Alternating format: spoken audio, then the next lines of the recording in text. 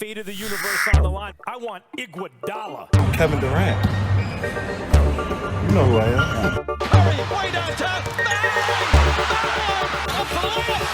Blocked by James. Is this the dagger? We are afraid trades dominate the pod. Confused between kids and adults with rights. Oh Lord, the NBA looks different. That for sure we can say. Together for our igniting minds and memeing away. It's the hashtag Always NBA podcast, your favorite NBA podcast in an Indian accent. We are back at it again this week to talk about all things good, bad, and ugly about the NBA. In the association this week, Brooklyn Nets and 76ers agreed to exchange their childish superstars for each other. Sacramento Kings became the NBA equivalent of a good Samaritan. And Mark Cuban, after years of no help, got Luka the help he deserved in the form of Spencer Dinwiddie.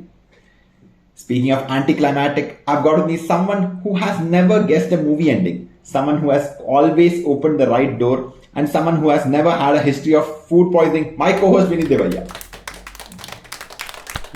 Are some of those facts true? I think most of them are true, except for the first one. I always guess the movie's ending. The closest that I've been wrong was The Sixth Sense. Oh. But well, I mean, I won't say like closest. Like it took me like the most time to figure out the right ending. But oh my god! So I'm usually quite good at. Yeah, the smart. I'm like the worst person to. I'm the worst person to go for any suspense thriller. I'll just say oh, this is what is going to happen. Oh god! I know someone very close to that experience, but I will not mention her because she listens to our pod. Yeah, I don't know. But she has definitely not rated the pod, which I will ask her about in a very husbandly fashion. Yes. Why have you not rated the pod yet? Why haven't? In a nice way. In a nice way. Obviously. I have to survive and see. Yes, oh no. So Ashwin, how was your first Valentine's Day post wedding? I am not a big fan of Valentine's Day. I don't do that thing. I don't know. I've never seen the appeal of Valentine's Day. Even when I was single also, I never went around being like, oh, how can you celebrate Valentine's Day? How can you celebrate? Even now I'm like, okay, do as you must, do as you can. In my constant stoic living. Oh, are you stoic? Yeah, pretty much, I think. Oh. I mean, I'm an emotional stoic, but that will mean most things don't really, rattle me that much. Oh. I never thought of you as a stoic. Yeah, I know. I don't seem like that. Is it a new thing? Is it a thing that you're trying to develop as such, or? No, I mean, I think I've always felt that stoicity or stoicness is the way to go. I mean, we can't let emotions take us too much from left to right. Just to be clear, stoic means that you are at a calm level, right? You don't get too angry, or you don't get too positive, too negative. Just everything is as it is. Everything is gonna be fine. No, I mean the thing about the stoic thing is that it's become a trend. Very, I think in the last 5 or 6 years, it's picked up its I thought hedonism had taken that was the trend. Live for today. Yeah, I mean, I think that's the easier thing to do. But then the intellectual minds gravitate towards the wordle tweeters. You also started it. Okay, so let's not. I started it because I'll tell you why I started. I started because I have some friends who are putting it on WhatsApp status. So I thought, okay, you know what? I mean, maybe there's something I had never played the game. I've seen you post it and I've heard about it a lot. So I thought, okay, let me just try the game and then let me share it and see. Maybe there is some validation you're getting by sharing it. But I didn't really feel it. I'll try to do it for maybe another week and just see if there's something I can. Don't get any validation. The only reason I post it is because the button is right there to share that thing. And I don't do anything on Twitter, right? So I sometimes feel bad about having abandoned Twitter, which was my favorite social media of all time at one point in time. So now I feel it's okay, I'll put something there. Nothing else. I don't do any kind of tweeting anymore. So this is fine. And plus, I don't try to win those prizes. No, man. That was when Twitter first came. It was an amazing 2 years of just absolutely the greatest things happening to me. I remember following you, and you just you would take part in all these online these tweet quizzes, and I was like, this guy, he has a lot of hope. I He won something also. I won a lot of things. What are you talking about? I won like at the beginning. I won that F1 contest to go watch the Indian Grand Prix in Delhi. They all expenses paid. They just flew me out there. It was crazy. Yeah, what are you talking about? It was amazing. And all I had to do was write something funny, which you should not say when you're driving a car at 320 kilometers per hour. What did you say? What was your answer? Like, hey, look, ma, no hands. And they were like, oh my God, who are you? Come to Delhi, come here. I was like, okay. That one? Yeah. Look, ma, no hands. I mean, that one, there were, I think, 15 winners. So I was just one of the 15 people. Oh, wow, that's good. That's very good.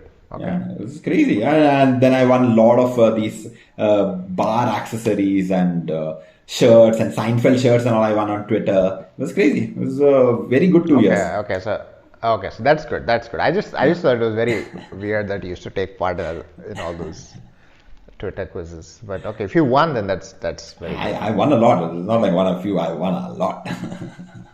And then you stopped when you stopped winning? No, then I was not special anymore because everyone came onto Twitter. No, I was like, fuck. Now it's gone mainstream, so I don't care. But I recently realized that. So you're stoic.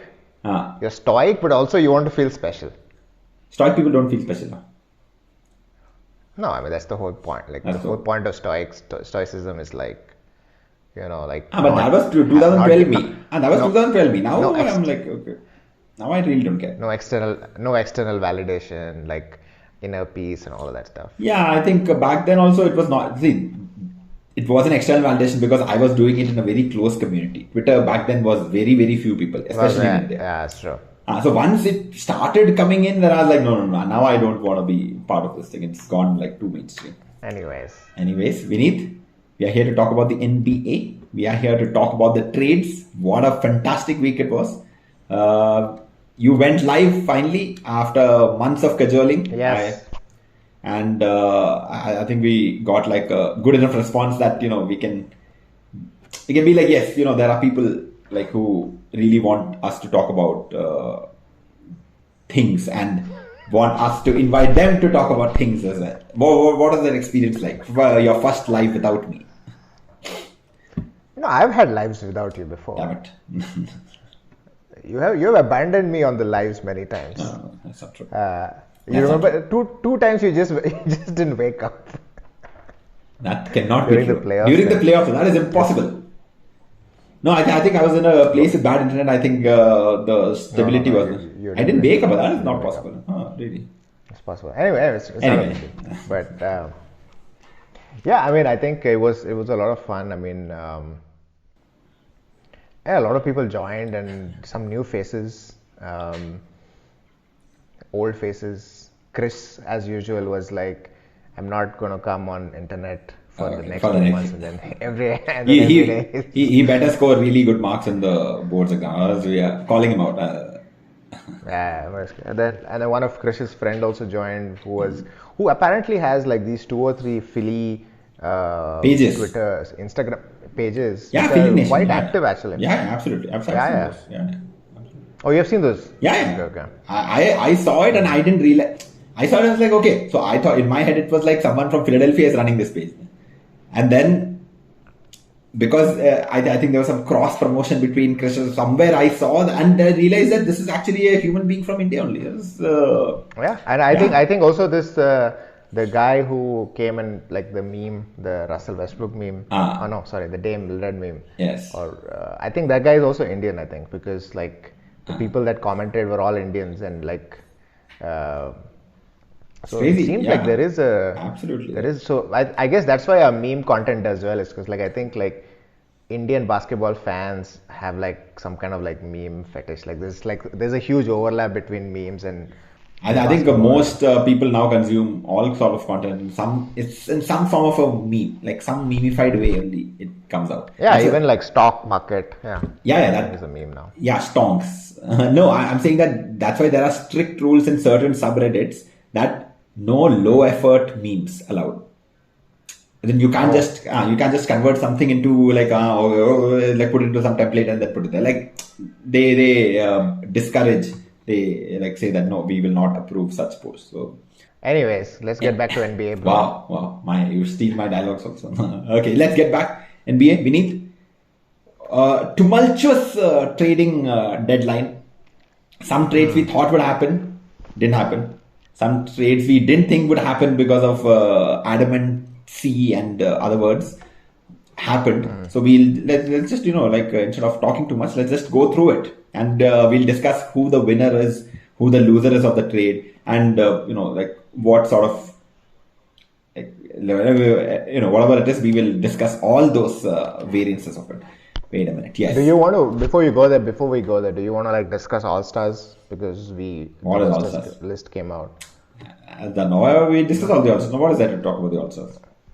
What is that? I mean, Jared Allen just got selected today, so I win that thing. I'm just saying that I won that entire little thing that we did. Okay, fair enough. Damn it. Don't fight with me. I thought you're all stoic, bro. What's this? Stoicness is in life. And the podcast, if I'm stoic, then why do we even have a video camera? That's true. Well, I mean, in my defense, we picked most of it the same, and I only picked Evan Mobley. If you should put a screenshot of our chat where I said I can go either Jared Allen or Evan Mobley. I'm not doing anything to incriminate you. I'm not doing anything to exonerate you. No, fuck that shit. But I mean, I think if there is a statement where I said I can go both ways, but I just picked the rookie because you had picked Gareth Allen, so I thought okay, fine. Yeah, I mean, I didn't think there was any way that Evan Mobley was going to make it. Like, I didn't think that Jared Allen was also going to make it. Like, he made it off of that injury, all that nonsense. So I'm just thinking in my head, like, do these also count as all-stars because you got in through an injury or only like in the contract terms, if they say, okay. I mean, I think it's only fair that it gets logged that. I mean, just because the 15% and 14 people get praise, I mean, whatever. So what did you want to talk about the All-Star, Vineet? Well, I think the most interesting part was during the LeBron and KD thing. Oh. I thought it was kind of, I felt like KD chose a team which cannot win. That's what he did every single time. Every single time he does that. Exactly. That is number one. One is like, I don't know why he picked that team. And like you can see, like LeBron knows that KD is not going to pick certain players, so he'll just pick the other good players. I personally think that LeBron picked the best player available to him at every point in that thing. But sort of, at least in the starters, he got Giannis. Durant said, I don't want Steph. And he went and picked, who did he pick first? Embiid. Not the worst choice, but if you have Steph and Embiid in an All-Star game, you should go for Steph. That's just what I have to say. Yeah. And also, I just felt like it was, so the thing that I was trying to get at is like, I felt like KD needs to be less petty, man. Listen, Steph was your brother for 3 years. He got you 2 championships. Just pick him, man.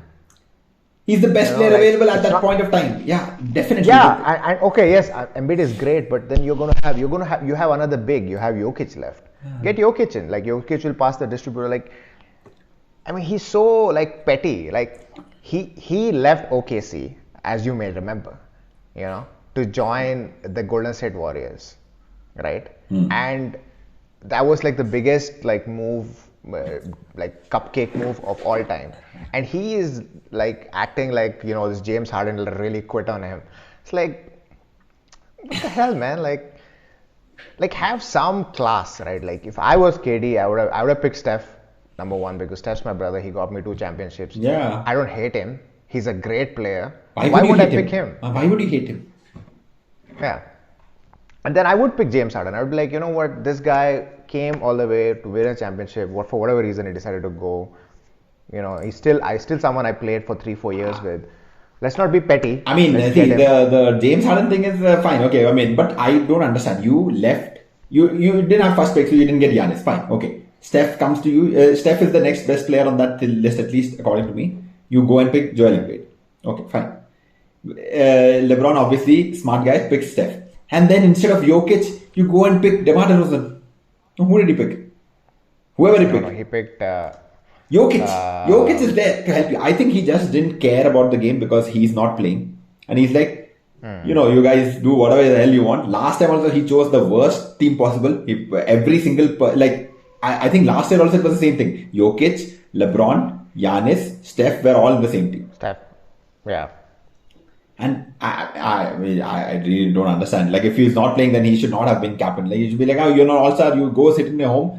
We next highest vote getter should get it. This is ridiculous, man. Like, that was an absolute.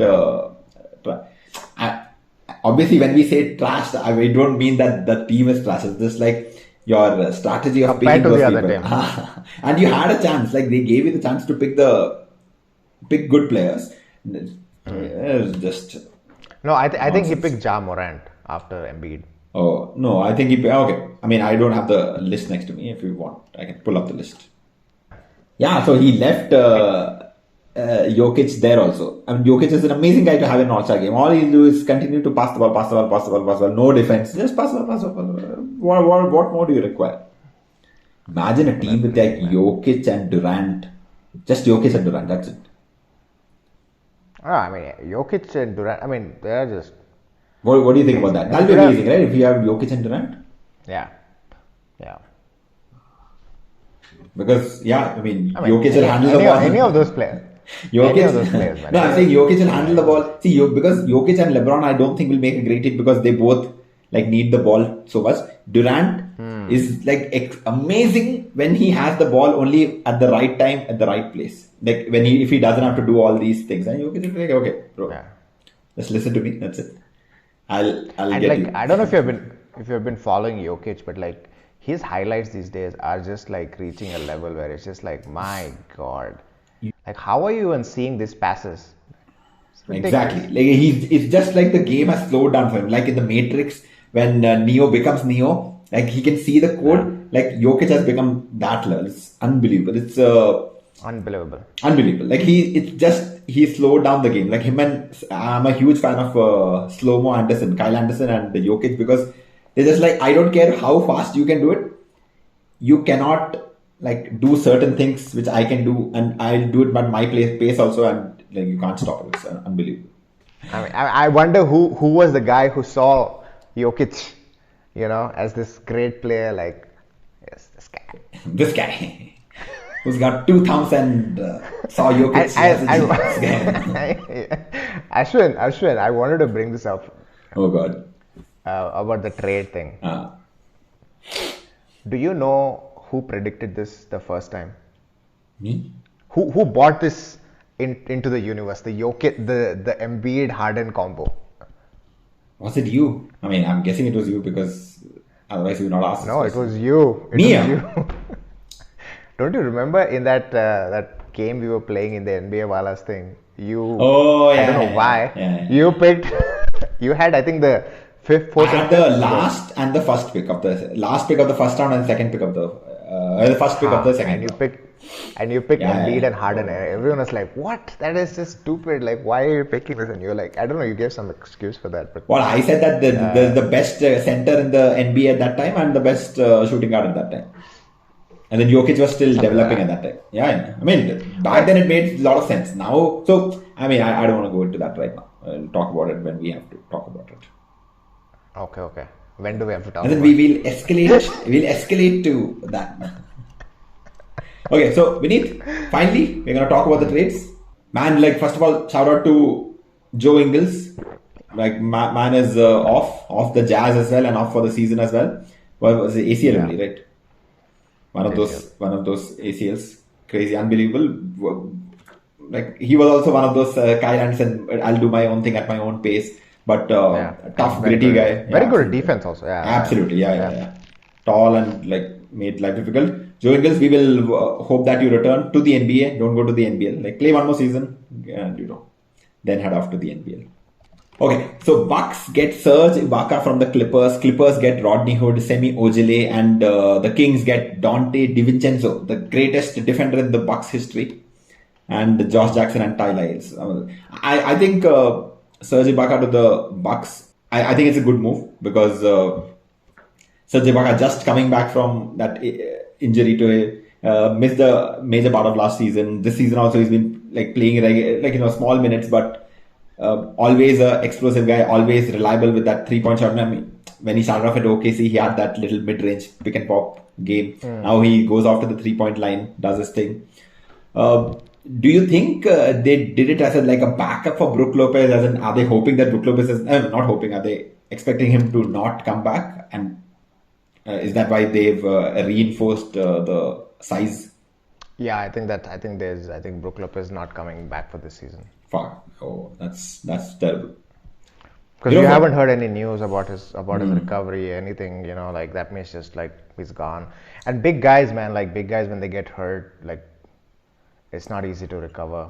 Can they just replace him with Robin Lopez and not be like everyone, please just keep quiet? No, they're so different. They're very different players. Like Robin Lopez and Brook Lopez. They're different. And did I tell you I played basketball with them? Have I told you the story? No. With Robin Lopez? Oh, yeah, the Lopez brothers. With the Lopez brothers?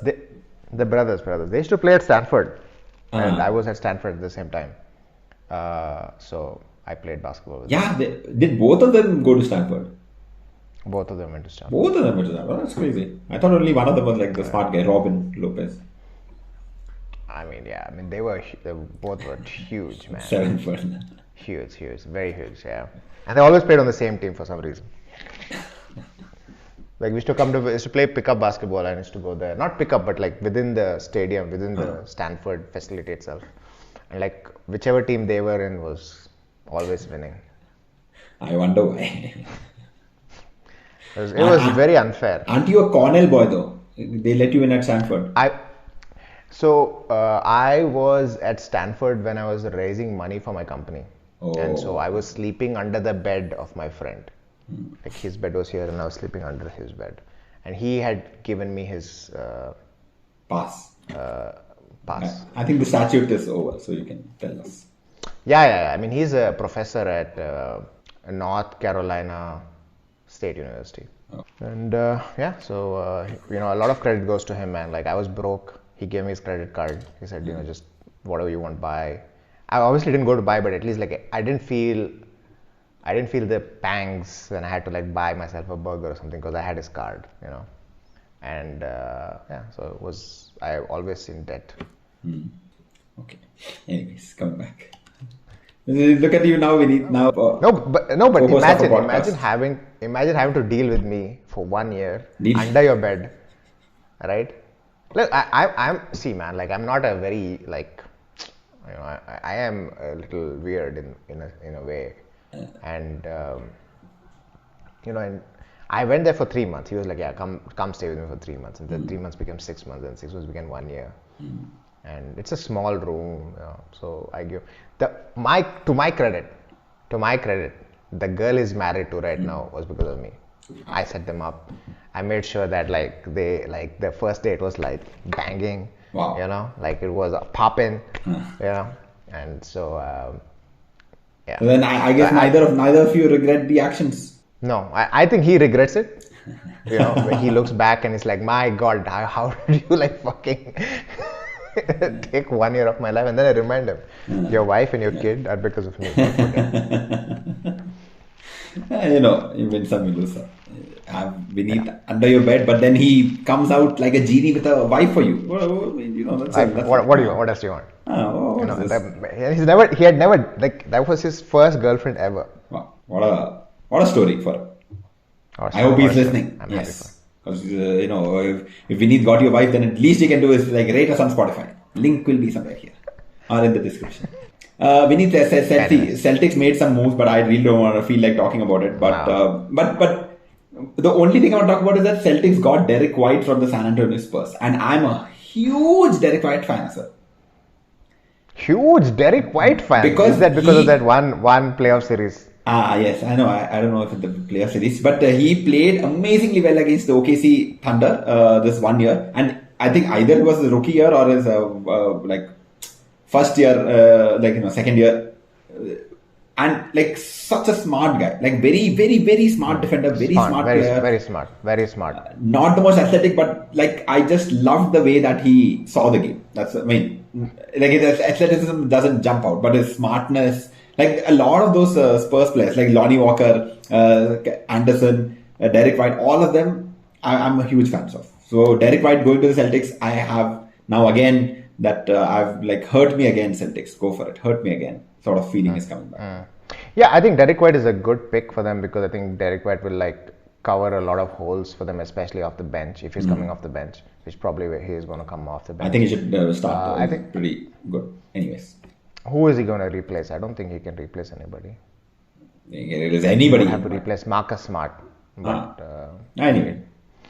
Yeah, that's what I feel. He'll be like a backup for Marcus Smart when Marcus Smart does stupid things or gets like extra fouls. And Derek White is a very capable replacement. So I think yes, the Boston Celtics will be better because of Derek White. I still don't understand why the Spurs let him go. Maybe the Spurs have some plan. I don't know what the plan is. It seems like there is no plan. You know, it's just sad. I mean, It's the Sam Presti move. Oh, is this really a good move, or am I just not understanding what is going on here? Yeah. I just don't get it. You know, like I mean, you have developed these players, right? Like for last 3 or 4 years, you have developed Derek White. You have developed. They gave up another player. No shit, what's his name? I can't remember. Not in this trade, but in a previous trade. No. Short guy, very athletic, just dunks, like very aggressive. And I thought he was like they developed him really well into a good like team player, great defense, energy off the bench, and they just let him go. So I always think whenever they let them go, right, I see who they get back. So maybe one of those is like a Kawhi type piece. I try to see that, and then I try to go and it's like it doesn't look like a Kawhi like piece. You know, like with Kawhi, when you saw Kawhi, right, you're like, okay, this guy's like when you looked at his like what do you call that Trajectory. highlight reel. No, you looked at the highlight reel because they got him during the trade, right? When Kawhi on draft day only, I think. On draft day they got him. Grant Hill, not Grant Hill. What's the guy's name? George Hill. Because George Hill was like that. Like George Hill was kind of like Derek White. Yeah. You know, you could see that okay, they are developing, and then suddenly they give up. So I think there is like one person I think from the Boston Celtics that the Spurs got, who's kind of like a defender kind of person. I can't remember his name. So I looked at his reel. It didn't look that impressive to me. Like I think he's averaging like 6 points a game or something like that. But maybe they wanted that guy. I don't know. Otherwise, it made no sense. Okay. Or the other thing is they are trying to like make more space for Murray, you know, to operate. Like, you know, sometimes when like the same people, like let's say like all of these people came together, they're all growing up and they all feel like we are as good as one another, right? So like if you get rid of them, then Murray can blossom up a little bit more. So like, you know, that could also be a case. Yeah, it's possible, but I mean, okay, it's possible. I mean, Murray is playing well, so anything is possible. Yeah. Vineet, Mavericks sent the great unicorn back to Washington. Not back to Washington. Sent him to Washington, and they got Spencer Dinwiddie and David Bertans, one of my favorite players from Washington Wizards. I mean, perennial underperformer, but always has that green light to shoot. Tall guy. Anyway, I wouldn't say perennial underperformer, just underperformer in the Wizards. I mean, perennial underperformer. Maybe he got that 80 million contract, and then just like, well, all right, see y'all later. Yeah, but it's also he's also on the Wizards. Like, who the hell performs on the Wizards? Nobody. I mean, but he's also a Spurs guy. Kyle Kuzma.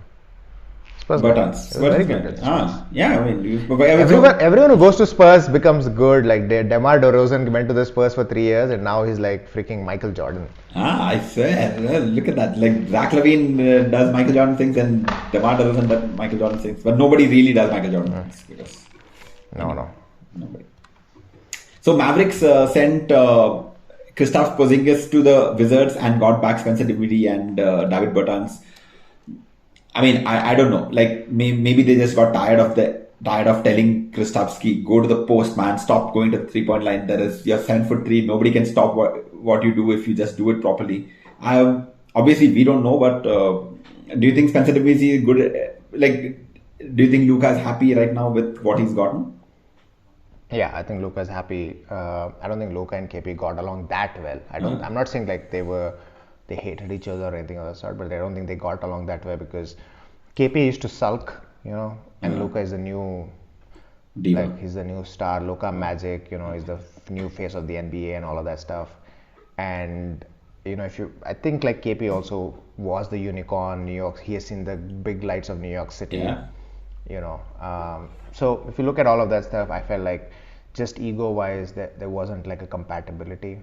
And if there's ego-wise, there's no compatibility, then you can run whatever plays you want, but it's not going to work out. So I feel like giving KP away was the best thing. Because if it's been 3 years since KP and Luka have been playing together, and it's not. But they've not even been playing that much. Like KP is always injured. But even then, like whenever they played, it didn't look like they were like this threatening duo, So screw it. Like, what's the point? Let's try something new. Yeah, I think that's what it is. Like I think they just got tired of it not working. Like tired of them not being able to figure it out. Tired of because they are generations. Technically, I think KP is capable of so much more, but like apart from that season in New York, he's not healthy or he's not doing what he can do. It's just been like a very sort of is he a bust? But he had a good year, but like nothing has happened since then. I don't think KP is a bust because like man, he's still like 2012, like he's averaging 2012 every season almost. Really? So I don't. I mean 18, 19, something like that. So, but like he's a scorer. Like imagine for normal people 2012 is whatever. Like he's 7'3". You should be able to get like 8, 9. Yeah. So he's not a bust in the sense like he's not like he's not performing, but like you have the ball in Luka's hands. Yeah. Any big if you're not handling the ball, this is why there's so much of emphasis on ball handlers. It's like if you don't have the person like to feed you the ball, then you're screwed. As a big or someone who plays in the post. Correct. And Luka doesn't seem like that kind of person who is first looking to pass. He's first looking to like make pass and then get the ball back. Then, give it back. Yeah. Create a better offensive shot for himself, and then if that doesn't work, then he like finds like an open 3-point shooter, not the big. So I think Spencer Dinwiddie is a better try and a better experiment. Ideally with Luka, you want someone of high caliber because I feel like if Luka does not respect that other person over there, like it's not going to work. I feel like you have to have someone who's of high caliber. Then I don't know if Spencer Dinwiddie and David Bertans are the answer to that. No, but Spencer Dinwiddie is a good like third person. He's a good third person because. But now I think even that guy, that Tim Hardaway Jr. is injured, right? Like he had a injured Tim Hardaway. So I think Yogi. What is that guy? Yogi Berra? No, that's not his name. No. Jalen Brunson. Jalen Brunson. Who's Yogi Berra then? Anyway, Jalen Brunson. Yogi Berra was there he was also there, but not anymore. Jalen Brunson is picking up the slack. So I think now he's got a lot of people around him who can make a difference. But I think I agree with you that they probably had to do this sooner rather than later. Like you can't really just keep on hoping that Luka will be like, okay, you just keep putting anyone next to me as long as you pay me the money. I think Luka wants to win or at least challenge. Like he's exited the first round 2 times. 2 times. So I'm sure. But also I think Luka has to be more less ball dominant. Less ball dominant. Ball dominant. Okay. Because he's not athletic, right? Like, see, he and LeBron are similar in their like offensive mindset, which is like they want to create a play for themselves. Even if they pass the ball, the idea is that the ball comes back to you and then I score, right? But LeBron can like run the floor. He can have open Luka doesn't have all of that. So Luka is like a half-court offensive genius, right? And so if he gets stuck in a half court, he has to figure out can I create offense for other people in the half court instead of creating offense only for myself. Yeah, I think it'll be interesting because if you like what you said, if the egos weren't matching now, that that anxious level has come down, so it should probably only mean good things for the Mavericks. We'll see. I think probably Kid also had something similar to say that if it's not working like this, then what is the point? What is the point of continuing to try? Yeah, try something. Try something audacious. Just get Spencer Dinwiddie. February 8th Sacramento Kings and Indiana Pacers did their little thing, and all of us were like, what the hell? Did they have a gun on them? Like, how could they approve such a deal? Like, Sacramento Kings sent away Tyrese Halliburton, our favorite, Buddy Hield, and Tristan Thompson to the Indiana Pacers, and got Sabonis, Justin Holiday, and Jeremy Lamb. Sabonis, very good player. But to give away Tyrese Halliburton and Buddy Hield, man, it's unbelievable. I can't believe that they did that. I mean, I don't think it's such a. I mean, I completely feel like it seems like a fair trade to me. It's a fair trade. Because I think Sabonis. It's a fair trade because I think like Sabonis fits better than Tyrese and Buddy with De'Aaron Fox. This is my theory is that like if you have players that come together, right? Like they are together, like, and they're growing up together. They somehow, even if like De'Aaron Fox is better than Buddy Hield, let's assume, right? But they came into the league together. They came to the same team together. You know, they are friends. They always feel like they are the same in terms of impact to the game. Okay. But which is not true, right? Correct. And they cannot see it because they feel like, "Arey, De'Aaron Fox apna dosti hai. What the hell?" You know, like there's that thing. But now so you get someone else who's Sabonis, who's a little bit more mature, plays a different part of the he's more pass, like he's a more pass first kind of player. It'll open up lanes for De'Aaron Fox, which Buddy Hield didn't open up any lanes for De'Aaron Fox. Neither did Tyrese Halliburton. So I feel like in that sense, Sabonis is a better fit. And I don't think there is a player like Sabonis. Like Sabonis is like a Jokic minus 10. You know, like he is like a cheaper version of Jokic.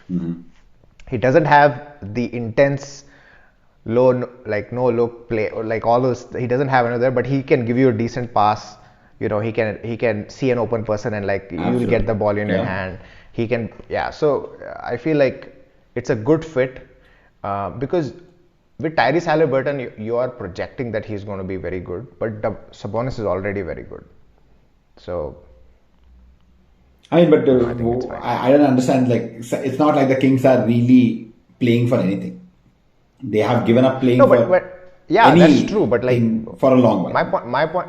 Yeah, but my point is that's the only point. Like I think that they saw is like I felt like Buddy Hield and De'Aaron Fox and Halliburton all looked at each other and said, you know, we're as good as the other person. Like there's nothing. It's not special. Like, you know, like I can handle the ball. I can shoot. You know, I can drive. They're all similarly skilled. Maybe Buddy Hield is a little better on the 3-point line, but otherwise, you know, same small guards. Everything's kind of similar. So why they're not? Each of them is not fucking great. So I feel it's a fair trade. I think we are projecting too much on Halliburton. No, I think Halliburton is absolutely boss. I think it is a ridiculous move to get rid of him. They could have. I mean, I don't know who else they got. I don't know if Pacers would have accepted anything other than like getting Halliburton and Buddy Hield as well. But so if you could take Sabonis and Halliburton, you would take Halliburton. If I could take Sabonis and Halliburton, no. That I think Sabonis or Halliburton. No, I'm saying if you put Sabonis versus Halliburton, I think Sabonis, like you said, he does more things and is equally like, you know, unselfish enough to like set a screen for you, get the ball, pass it out. Like he's smart enough to do all those things. But you gave Tyrese Halliburton and Buddy Hield. Buddy Hield, I agree with you on that. But then they also got rid of Tristan Thompson's contract, right? So it's like they had to sweeten the deal in some way because they basically wanted to get rid of Tristan Thompson. But I mean, I think Pacers are the easy victors in this one because they are. That is true. They still have their. They have Miles Turner, Brogdon, Tyrese. Exactly. I think that Pacers organization will have a little bit of reshuffle probably this season. Some things they'll have to decide. But I think. Ashwin, I have a good question for you. Oh God. But do you want to finish the trades or do you want my question? We have only the mega trade left, so the mega trade. Okay, so the question is, the NBA announced the top 15 coaches of all time. Yeah. And we had our best friend Doc Rivers on there. Yes, absolutely. You know, and Steve Kerr. And Steve Kerr also, your best friend Steve Kerr was there. I think Steve Kerr is fine, but I mean, little too early. But Steve Kerr is fine. You know what? But I completely agree with you that not having Mike D'Antoni there is an affront to modern basketball. Really, that it's was ridiculous. Not having him is ridiculous. It's ridiculous. It's ridiculous. Eric Spoelstra He also changed is the fine. game. Okay, I mean he's a good coach and all that. But you're saying things like top 15. You can't have Doc Rivers in there. You have to have Mike D'Antoni, even though he's not won a ring. Like he has changed how offenses play. Yeah, It's everything. It's unbelievable. Like I don't remember a Doc Rivers play. Ah. You know, like what did Doc Rivers like? I'm trying to like imitate Joakim Noah when he talked about Cleveland. It's like, what's so great about Cleveland? Do you go to holiday to Cleveland? But God. yeah, I mean yes, I don't think we didn't do a story on that, right? Like we didn't ask our audience whether they felt anyone. I wanted to, but then I just felt like, man, like I don't think these people even know half those coaches over there. So it's like true. Most of them are like very young people.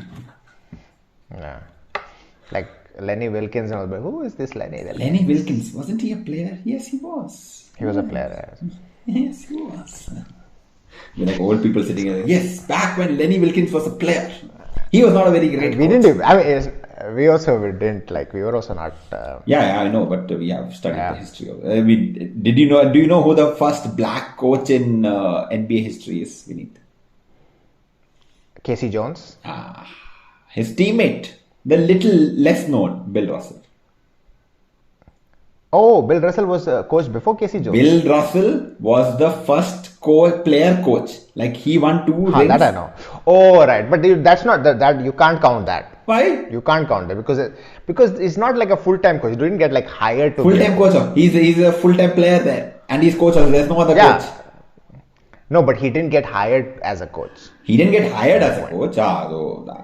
Red Auerbach was always there, but Red Auerbach was like, I am tired of going to these games. You only do something during the games. And Bill was like, you chill. I know all these Please, games. Vineet, stop trying to. The first black coach was Bill Russell, and that was a landmark moment because imagine, like in a predominantly like today, you can't even imagine that, right? That's all. Especially in Boston. I feel like Boston is. I think Red Auerbach was like, we need to make Boston and Bill Russell hate each other, but sort of like admire each other somehow. Like I need to create this chaos in here, so let me just make him my coach. Boston's like, okay, well, he's winning, but black guy being coach, like, I don't know, like my heart is here. But back in the 70s. Back in the 70s. This is back in the 70s. This is not even 70s, 60s. Not anymore. 69, no? 69 was the last one. 69 was the last one, yeah. So that entire decade. And you should get some racist person on this podcast and just be like, just tell us how you, like, what is going on in your head? Like, what are these thoughts? Like, bring us into these feelings. Probably not. Just invite any Indian mom or Indian dad. Or uncle. Or anyone.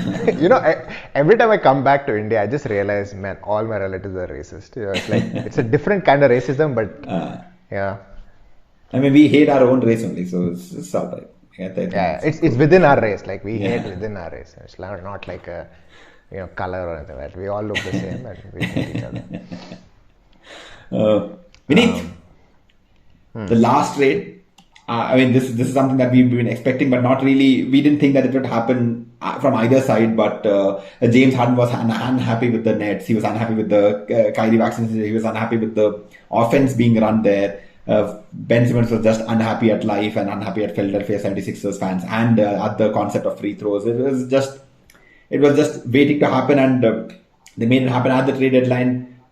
Ben Simmons, Andre Drummond, Seth Curry, some picks going to James Harden and Paul Millsap.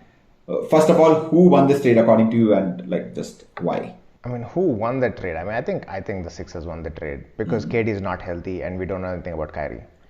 If KD comes healthy and plays the way he's playing, and Kyrie is back from this vaccine mandate thing, I don't care about Ben Simmons. Like like Ben Simmons is like great, he can play, but KD, man, I mean. KD, like the difference between like the Nets being the champions last year is just KD has a large ass thumb, toe. Bigfoot. Yeah. So that's the only difference. So like, I'm very bullish on if KD comes back healthy. That's the caveat to who won the trade. But with all the data I have today, I think the Sixers won the trade because they get a healthy, energized James Harden. They already have Embiid. Like Embiid is the best player amongst all of those right at this point. Yeah. So you have the two best players of that whole group, with Correct. KD being injured. So if you have to rank it, it'll be KD, Embiid, Harden, Kyrie, Ben Simmons. Right. So you have the top two out of the three best players together. So they won the trade. I mean, I feel Brooklyn has won the trade purely because you said Philly, but not really. I think because I don't know if I think Ben Simmons was just unhappy in Philadelphia, so now he has to get back into shape and see. In some ways, like the Lakers and the Nets have had. Wait. Before you go into your multiple statements, who won the trade? Nets. 76ers. The Brooklyn Nets, I feel, won the trade. Okay. Because now explain why. Now, because I think they have more upside. See, already they were on 11 game losing streak and they just won that game against, who was it? Portland? No, not Portland. Some other team I forgot. Who was it? Anyway, forget. Who they won the game recently? Yeah, they won the game with when Seth Curry was playing this game. Today's game. I think Pistons, no? Some or Magic. Some bad team. I think I don't remember. I think having Seth Curry is like having a second Patty Mills, like a younger Patty Mills as well. Like all he does is just score. That's it. That man is a pure scorer guy. The upside I'm saying is that if KD comes back, and even if because I don't think Kyrie Irving, as per today's whatever mandate is there, he can only, out of the next whatever games are left in the season, he can only play 8 games. Like everything else, he cannot play those games. So forget Kyrie. But if Ben Simmons is really determined to play, which I don't think that he would not be. Like I think he is determined to play because he looked pretty happy. Like all the players involved in that trade looked pretty happy. Sort of looked pretty happy to go wherever they want. Like Harden is happy going to 76ers. Ben Simmons is happy coming to Brooklyn Nets. Like, and that's what you need. Like you need, because whatever Ben Simmons is suffering from, the solution to that is not staying in Philly. The solution is to go elsewhere. And he's gone to Brooklyn, which is like New York. High value place for someone like him, plus sports, blah blah blah blah, king of this thing. There's got a house there too. He's still like an unbelievable person on the defensive side. He's unbelievable in the fast break. So it's not like his talents have waned. It's just that we didn't like what he did as media people. We don't like when he totally like choked the hell out. Got the major yips, but. Yes. I mean, fine. Like on the Philadelphia 76ers, he would get the ball that much. Maybe it would not be the same stage, but there is no remedy to sadness other than trying to find happiness somehow. You can't be in Philadelphia and then continue to be there and then be like, okay. Now he's found somewhere. I think the upside for the Brooklyn Nets is much higher. I don't think the upside I think the 76ers gave up too much to get James Harden. That's what I feel. And this is not a James Harden who's very, very healthy. He didn't want to be in Brooklyn Nets, but even now, I think he's still injured. He's not playing in the All-Star game. Jared Allen has replaced him as well. So, I don't know. See, giving up Seth Curry also. You gave up Seth Curry. I think if they had given up Tobias Harris, right, I would have been like, okay, now, this is not very clear-cut in my mind as to who won the trade. But they gave up Seth Curry, like who needs very little touches to be effective. He can't give up Tobias Harris. It's impossible. Exactly. I'm saying that ignore the salary, all that thing. I'm saying that if they're given up... No, not because of salary. Not because of salary. Doc Rivers needs to get paid, bro. I don't think he's getting one more out of Tobias Harris. Doc Rivers is like, you know what? Why don't you take my son-in-law? I like him, but not as much as 25 million. Not as much as that. That is without doubt one of my favorite conspiracy theories. I can't believe I'm pretty sure they would ask for Tobias Harris, and like he said, no, let me help you. Why take Seth? I will give you someone who will take less touches and score more points. Why do you want Tobias Harris? Hey man, come on. I want Tobias Harris. That just makes so much sense. But so in my opinion, that's why I feel that the Brooklyn Nets have won the trade, because they have more upside Obviously, if Kyrie is being a baby and Ben Simmons is like, screw all this shit, I don't ever want to play basketball, just give me my money, then obviously it's good. But I think there is more possibility that Kevin Durant, a healthy Kevin Durant with either Kyrie or Ben Simmons as well, with all these other players, is a great thing. And they got Drummond as well. That's an absolute. That's like getting a upgraded, like a bulky Nick Claxton, like whoever their center was. Pick and roll, get those offensive rebounds. That's it. Like, don't have to do anything else. Nobody's expecting you to score. That's Nobody wants you to score. Great. So, I mean, that's why I feel that the Brooklyn Nets have won the trade. But you guys, you tell us who you think won the trade, and like comment below, do all that jazz. Yeah. I mean, that's pretty much it. That's pretty much it. That's all we have for this episode, ladies and gentlemen. We are inviting, if you see this episode before we come out, please, if you want, message us, DM us, do whatever. We are having a Ball is Bay Bangalore meetup, which is the only meetup because, we can't really travel that much. But maybe next year we'll do like 2 meetups, Bangalore and Mumbai, or Bangalore and Hyderabad, wherever more people are there. DM us, tell us that you want to meet us. We will create one of those WhatsApp groups and we'll spam you with good morning messages, and we will get you to come to this place. Food is on us, entertainment is on also us, but presence is on you. So we will see you guys there. Till then, like, share, subscribe, do all the jazz, and until the next episode, we need to say bye. Bye.